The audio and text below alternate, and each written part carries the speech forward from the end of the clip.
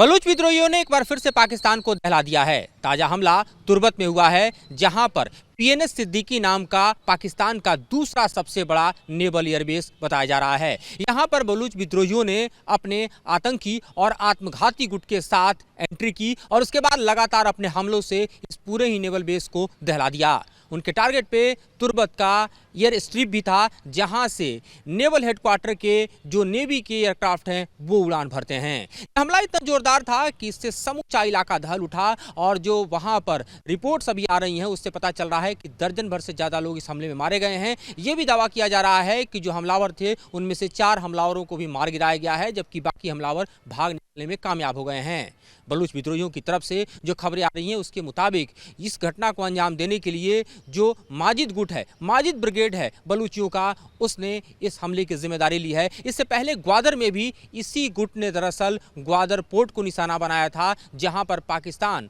और चीन का सबसे बड़ा प्रोजेक्ट सीपेक के अंतर्गत ग्वादर पोर्ट का चल रहा है और उसके टारगेट करने के एक हफ्ते भी नहीं बीते हैं कि इसी बीच देखिए कि पाकिस्तान के सबसे बड़े नेवल बेस को पीएनएस सिद्दीकी को टारगेट करने में बलूच विद्रोहियों ने कामयाबी हासिल की है। लगातार बलूच के ये तमाम जो विद्रोही हैं वो पाकिस्तान और साथ ही चीन के सीपेक प्रोजेक्ट का समूचे बलूचिस्तान में विरोध करते रहे, क्योंकि उनका मानना है कि सीपेक प्रोजेक्ट से बलूचिस्तान के संसाधनों का दोहन और शोषण पाकिस्तान और चीन दोनों मिलकर कर रहे हैं और एक कतई उन्हें मंजूर नहीं है। बलूचिस्तान अपनी आज़ादी की लड़ाई लंबे समय से लड़ रहा है, क्योंकि बलूचिस्तान का मानना है कि वह पाकिस्तान का हिस्सा नहीं है बल्कि जबरन उसका एनेक्सेशन किया गया है। खासतौर पर बलूचिस्तान के इस इलाके की बात करें तो आपको बताऊं कि एक तरफ यहाँ ईरान और दूसरी तरफ पाकिस्तान के साथ जो है अफगानिस्तान की सीमा लगती है और ये दोनों ही सीमाई इलाके इस वक्त जो है कहीं ना कहीं आतंकी हमलों और साथ ही जंगी मैदान के पर दिखाई दे रहे हैं, क्योंकि ईरान पाकिस्तान के इस हिस्से में हमला कर रहा है, पाकिस्तान पलटवार कर रहा है। उसी तरह अफगानिस्तान की तरफ देखिए तो जिस तरह से टीटीपी ने दहलाया है तो उस तरफ भी एक्सचेंज ऑफ फायर हो रहे हैं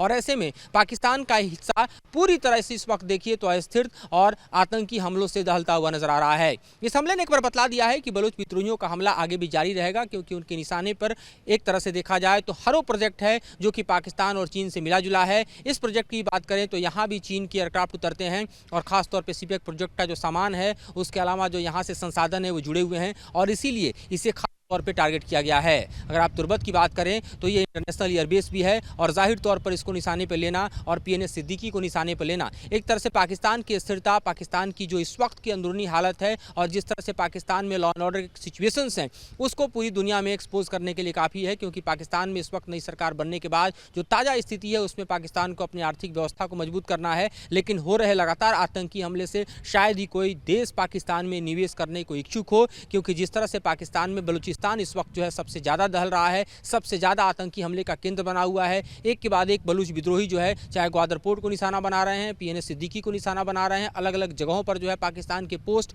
पर हमले कर रहे हैं और इतना ही नहीं जो कैवलकेड है, जो कॉन्वॉय है पाकिस्तानी आर्मी का, उसको भी टारगेट किया जा रहा है। तो समूचा बलूचिस्तान इस वक्त जो है देखा जाए तो एक नए आतंक के, एक नए विद्रोह के, एक नए हम कहें कि विद्वेष के आग में सुलगता हुआ दिखाई दे रहा है और जाहिर तौर पर यह हमला अपने आप में पीएनएस सिद्दीकी का बतलाने के लिए काफ़ी है कि पाकिस्तान का एयरबेस हो या पाकिस्तान का नेवल बेस हो, कुछ भी इस वक्त सुरक्षित नहीं है और ये लगातार बलूचिस्तानियों के टारगेट पर है, जो कि बलूचिस्तान की आज़ादी की जंग को एक नई धार, एक नया मोड़ दे चुके हैं। प्रोड्यूसर राम के साथ Madhurendra Kumar, news nation digital के लिए।